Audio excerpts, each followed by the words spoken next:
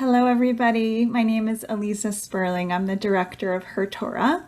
HerTorah is a project of SVIVAH. SVIVAH was founded by Ariella Mortkowitz and is all about creating a more nourishing communal faith experience for Jewish women, where we define both Jewish and women very broadly. If you want to be with us, we want you with us, and welcome. We love that we're multi-generational and diverse in background and affiliations. We come together in celebration and support of women, our strengths, our unique perspectives, and our ways of contributing to the world. HerTorah is a SVIVAH program that brings together Jewish women from all backgrounds to come and learn Torah together, learn our sacred texts, learn about one another, and engage in deep conversation. A very special thank you to Yeshivat Maharat for your partnership, and also thank you to the Aviv and Covenant Foundations for believing in us. This month of Elul, we're doing something a little different for HerTorah. Instead of coming together either pre-pandemic in person or during COVID on Zoom, now for the month of Elul leading up to Rosh Hashanah and Yom Kippur, we are having a series of conversations with really interesting, fantastic Jewish educators and leaders. And I'm so happy to be with Rabbanit Dr. Liz Shayne today. If you would like to hear more of our conversations with all 20 of the women that we are interviewing, please sign up for the SVIVAH email list at svivah.org, SVIVAH.org, and follow us on Facebook and Instagram so that you don't miss any of these phenomenal speakers. And now I want to introduce you to Rabbanit Dr. Liz Shayne. Liz is a lover of old books and new forms, a scholar fascinated by the intersection of halakha and technology, and a teacher committed to the idea that studying Torah can and must be made available to everyone. She graduated from Yeshivat Maharat after receiving her PhD from University of California, Santa Barbara, where she studied the past, present, and future of digital reading. Liz writes and teaches about everything from the hypertext history of Talmud to the future of robots and halakha, while also innovating new ways to teach Torah online. She is a Wexner Graduate Fellow Davidson Scholar and interned at the Hebrew Institute of White Plains, Skokie Valley Agudath Jacob, and Sefaria. Liz plans to use her expertise to create more and better learning opportunities for all those who study and learn Torah. Liz, welcome. Thanks for being with us. It is such a gift for me to be here. Thank you so much for inviting me. And thank you for trying this again. The first time that we tried to meet, there was first a tornado warning and then our basements flooded. So hopefully this time everything will go right. Yeah, there was no rain and the house is quiet, so I have hopes. Let's see how it goes. So Liz, after reading your bio, I actually have so many questions for you, but I'm going to restrict the questions today really to thinking about the upcoming high holidays of Rosh Hashanah and Yom Kippur. So I guess I want to start off with a question that we've been asking many of our educators. Tell us about a piece of Torah that has sustained you over the past year, which has been a really, really difficult year for so many. Sure. So I'm going to cheat slightly and weave in a number of things that are not strictly Torah, but I'm going to start with something that is, and it is the piyut ki hine kachomer, which is one of the ones that we say on Yom Kippur night in the process of leading up to sort of in the middle of Mariv. We're on the way to Kedusha, which is, we're not Kedusha, we're sort of going through Slichot, and we're sort of rising up to the crescendo of the first davening on Yom Kippur. And there's this piyut, this liturgical poem that basically goes, we are like clay in the hands of the potter. He can shape us and mold us at will. He can break us at will. And so too we are in your hands, God. The creator, look to the covenant and don't turn to our Yetzer, our possibly evil inclination, possibly something almost like an accuser. It's a beautiful poem, especially to someone like me who has always been interested in crafty things, who likes to knit, likes to crochet, who tried her hand at pottery once and was really bad at it. So has like a deep sense of, oh, I understand what it is to make a pot and then go, this was terrible. I'm so sorry I did this. And I ended up digging a little bit deeper into it. And because PU team liturgical poems always reward digging, they're beautiful and deeply aggravating like that. Mm-hmm. So there's a dual source to this image. And one is from Isaiah, where we get this very specific metaphor, where Isaiah, the prophet, says, God, we are clay in your hands. We are yours. Give us sort of, basically, we are all the work of your hands. We are in many ways in your hands. And then we also have Yirmiyahu, Jeremiah, going to a potter's studio and watching him make the pots, look at them, look at the sort of lumpy one and the one with the weird handle and just break them to start again. And God saying to Jeremiah, I am this potter and you are all my clay. I could break you. I could do this to you. So it is. Yeah, it always struck me as like this, people love this liturgical poem. They look forward to it, they sing it so, with so much fervor. And to me, it always seemed like a deeply dangerous and scary poem. I know, it's terrifying. And it's also sort of so audacious what the poet does, because he takes these two images and smushes them together and says, if we are broken pots, if we have lumpy handles, if our heads are shaped a little bit weird, who made us? Who cast us off the wheel? Who put us in this world? You cannot blame us for the way you made us. You are our creator. You are the potter. What do you mean you can break us at will? You are responsible for all of our flaws. And so how dare you judge us for it? Which is sort of amazing. And often for me, sort of deeply like clarifying this kind of born this way feeling of I am not a mistake. I'm still something that God brought into the world. And at the same time, there's this strange feeling of sort of offering away agency in this story, that if my flaws are baked in God's kiln, then what am I to fix them? Mm-hmm. And there's this little story as part of a much broader epic fantasy series by a woman named Lois McMaster Bujold. And I'm not going to tell the whole story. I'm going to just reference a parable that one of the that the main character hears at some point, where a priest of this religion says the human beings in the world are like cups. And he takes a cup and he turns it upside down and he pours wine into it and the wine splashes all over and says, when we choose to be like this, the gods cannot get into our hearts. We can lock them out. They do not belong here. But if we turn ourselves over and open ourselves up to the divine, then we become vessels who can fulfill their will. And I heard that and I was like, oh, it's kihine kachomer. It's what we are. Our choice is always to sort of reject the pot, the clay that we are, or to open ourselves up to it, to become who we are, that we always have that choice, that it's always at the end of the day, how do we want to face God with everything that we have? Do we want to turn our backs? Do we want to reject? Or do we want to open up and allow God into us and allow maybe even God through us in order to make a really hard world just a little bit better? Because that's in some ways the choice we have. Are we going to be a way to bring God into the world, or are we going to be a way to shut God out? And I can't always say that I make the right choice, but it's something that I hold on to. Like, how am I going to bring God in? How am I going to open myself up rather than close myself off? That's such a beautiful way of looking at things.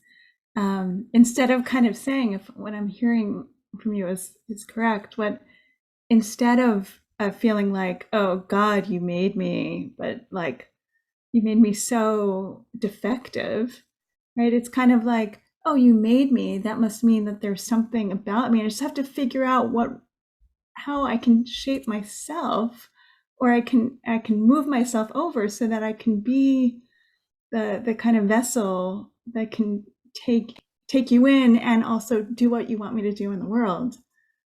Yeah. It's such a beautiful way of thinking about the responsibility of the creator to the created and also the created to everything else. Yeah, it creates a relationship as opposed to just the story of the thing that we are made and the powerlessness that we have. Yeah, when you were talking, I was thinking about over the past year things that I have tried to create. Like I've tried to do some writing this year, and that's been a very scary thing for me. Um, you know about that.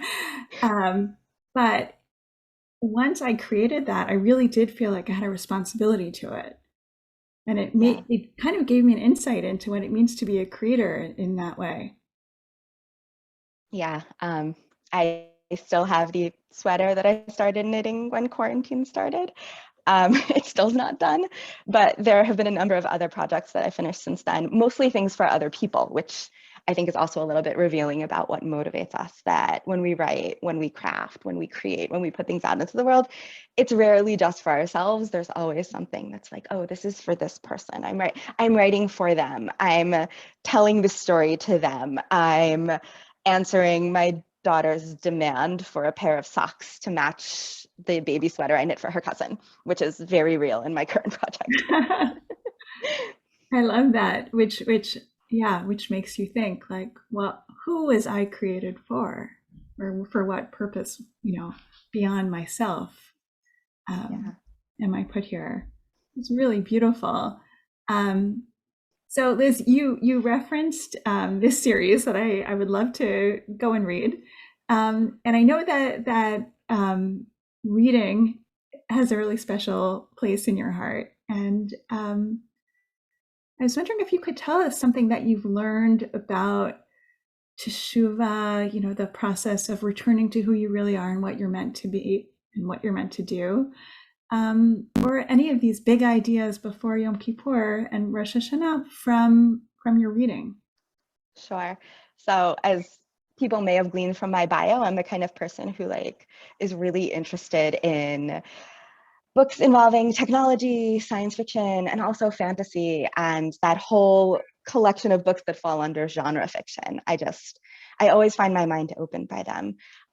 So I'm going to actually pick one very specific story that I'm actually just going to recommend very specifically that people read, and just sort of also some broader things. The specific story is by a man called Ted Chiang. He wrote a collection of short stories called Exhalation.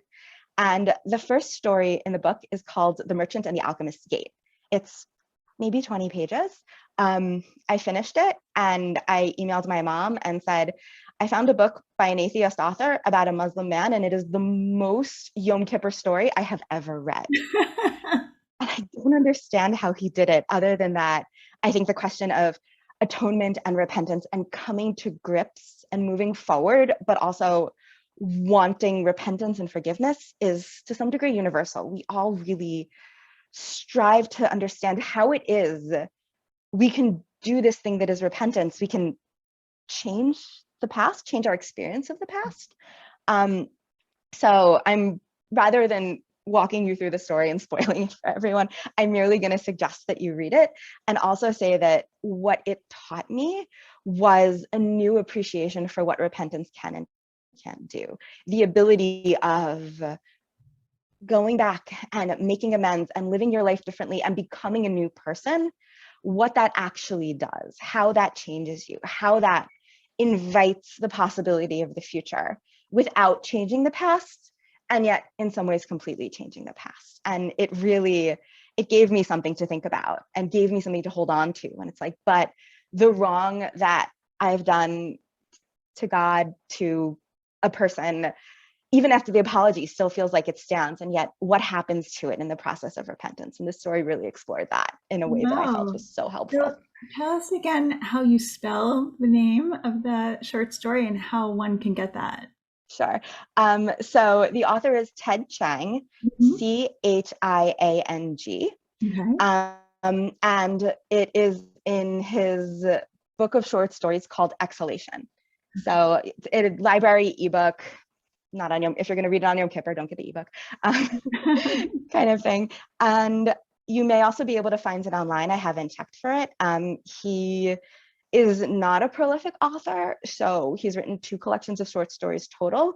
If you've heard of the film Arrival, he's the author who wrote the story that that's based on. So when this came out, I was like, oh, an author who I've been fascinated by has written 2 books instead of 1. I must read it.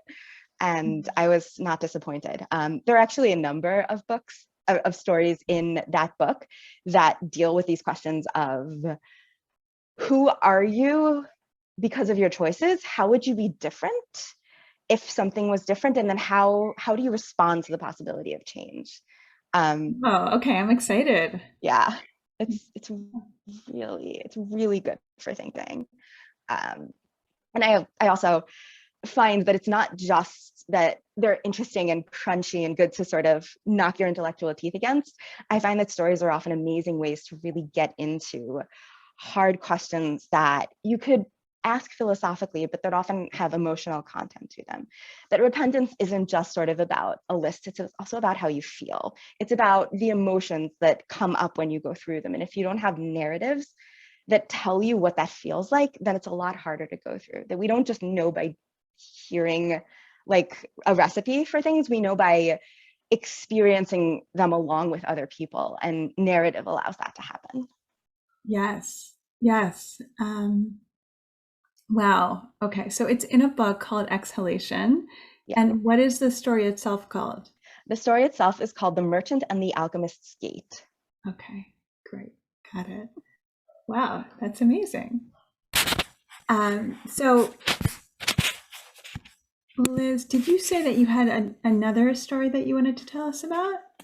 So this is less sort of a story and more a genre. I, in my PhD previous existence, before I realized that digital books were a fascinating thing to me, I thought I was a scholar of the 19th century novel.